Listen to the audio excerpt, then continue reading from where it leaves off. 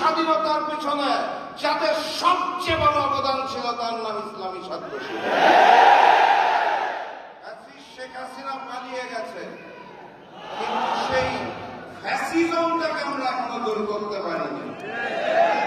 সেই ফ্যাসিজমটাকে দূর না করতে পারলে নতুন বাংলাদেশটা নতুন থাকবে না।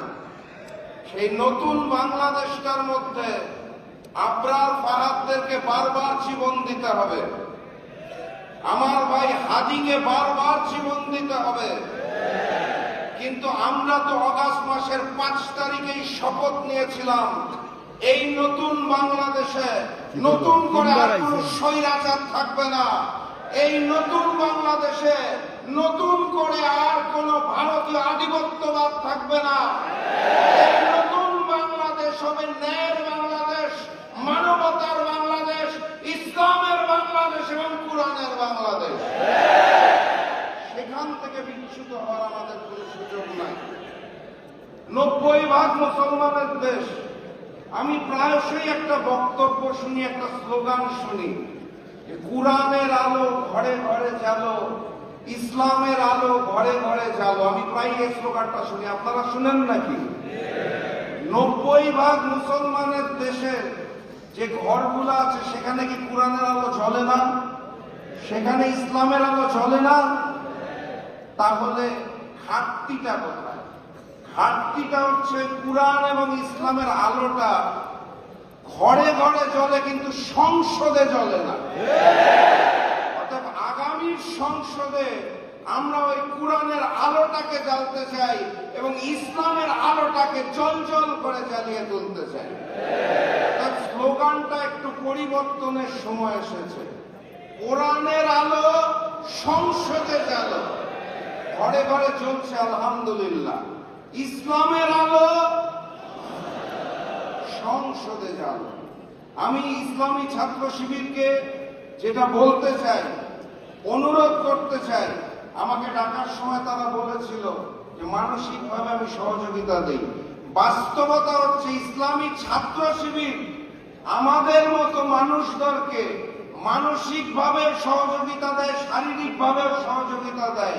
কারণ তারাই হচ্ছে শহীদি কাফেলা, তারাই হচ্ছে ভ্যানগার্ড, যারা যুগে যুগে বারবার শহীদ হয়ে বিপদের সময় বাংলাদেশকে রক্ষা করেছে এবং আগামীর বাংলাদেশ গড়ার ক্ষেত্রে এই ইসলামী ছাত্র শিবিরে নীতিবান এবং আদর্শকে বুকে ধারণ করে নতুন বাংলাদেশ গড়ে তুলবে, এটা আমি বিশ্বাস করি আমার জায়গায়।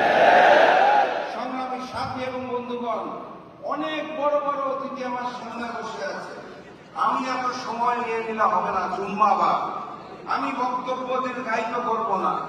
আমি শুধু ওই বলিষ্ঠ শপথটা শুনতে চাই, ওই উজ্জ্বল চকচকা দৃষ্টিটা দেখতে চাই, যেই জায়গাটাতে ইসলামী ছাত্র শিবির ভ্যানগার্ড হিসেবে, শহীদি কাফেলা হিসেবে প্রথম কাতারে দাঁড়াবে এবং আগামীর বাংলাদেশকে গড়ে তোলার জন্য, আগামীর নেতৃত্বকে গড়ে তোলার জন্য আজকে যেভাবে জাহিদ ভাই আছে সেভাবে অন্যান্য ভাইরা দায়িত্ব নিয়ে এগিয়ে আসবে।